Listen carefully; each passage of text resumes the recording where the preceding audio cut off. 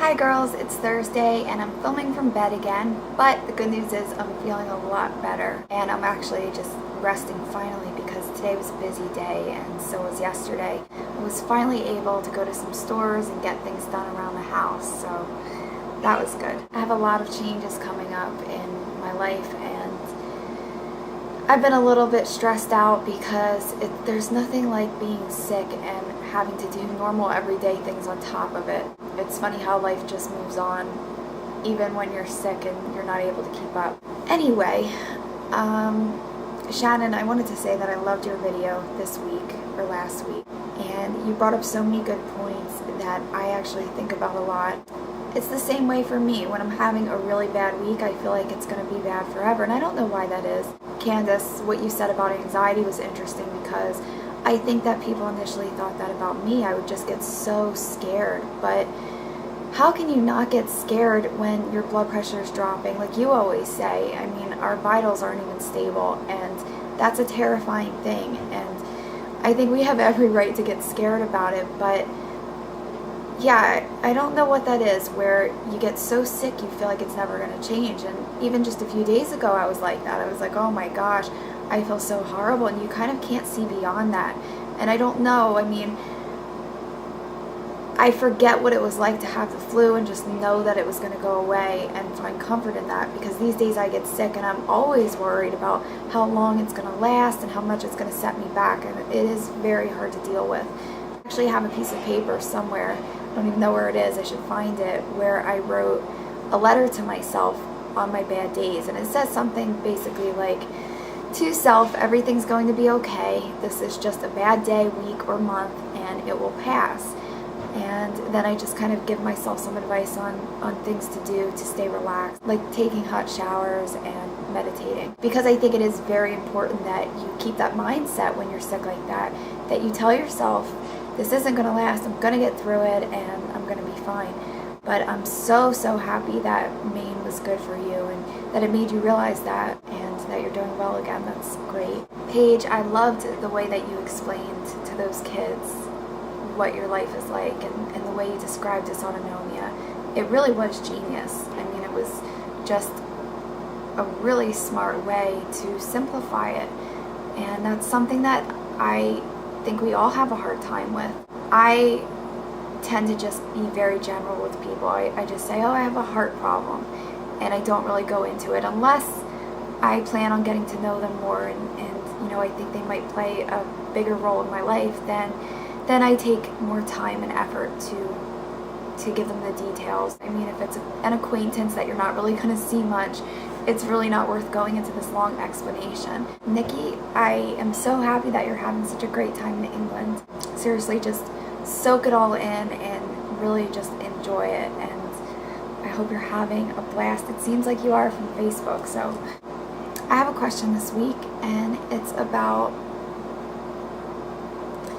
kind of along the lines of what Shannon was talking about. It's about fear. Like, do you guys ever have a symptom that appears one day, and maybe you're actually sick? Maybe you have the flu, or maybe you just, for some reason, have palpitations one day. Do you tend to think, oh my gosh, this is a new symptom and I'm stuck with this forever?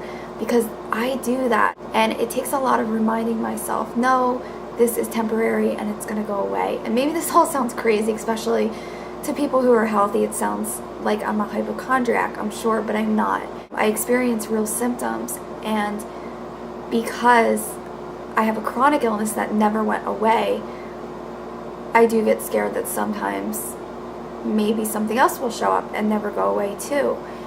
And logically I know that that's not realistic, but sometimes I just get scared, and I just have to say to myself, just because I developed POTS and it never went away does not mean that it's the same for every ailment or problem I have. And it can be stupid things too. Like, I hurt my foot somehow, and I found myself thinking, what if this never gets better? And every time I think like that, I think it's kind of crazy, but I know where it stems from, and I know why I have that fear. So I just work every day to block out all fear and stay very positive. and that's all you can do. And speaking of positivity, I posted on Facebook on my status, I said something to the extent of, I feel sorry for people who believe that positivity and a good mindset are enough to cure you or heal you from any illness, because if they ever get sick themselves, they're in for a sad surprise. And I said that because I've encountered a couple people recently and a lot of people throughout my illness who tend to believe that if you're positive, you should be healthy. And they tend to believe that if you're unhealthy, you're not positive. And that drives me insane. Like, I cannot understand why somebody would have the nerve to have that ignorant of a mindset. It frustrates me even more because you girls are some of the most positive people I know. Our viewers are some of the most positive people I know. And we just happen to be positive people who are also sick. And when people say things like that to me, and usually it's people who don't know me very well, just people who are meeting me for the first time, they've got this thing where they just want to say, if your mind and your spirit and your body work together, it will heal you. And I'm just like saying, yeah, it'll help me and it'll push me towards my goals in life. And without it, life would be horrible. I mean, I need to be optimistic. I need to be positive, and that makes me who I am, and that makes me get through it. And it does improve my condition to a point. But to act like that would heal me, and I guess I could just throw away my cortisol, because I could magically heal my adrenal problems, and I could just never eat salt and never really drink water and let myself dehydrate, all in the power of positive thinking. I wish that were the case. I mean, I'm sure you guys do too. But it kind of brought up a good discussion on my Facebook, and I was interested to hear everybody's opinion. And I found that a lot of you have experienced the same thing, and I'm sorry that you've had to deal with that. I'm sorry to anybody who has been made to feel like they're sick because they're not optimistic enough. I think that's complete and utter crap. Real quick before I go, I wanted to talk about blood tests. I know I'm talking about a lot in this video. My God, you guys probably want me to shut up already.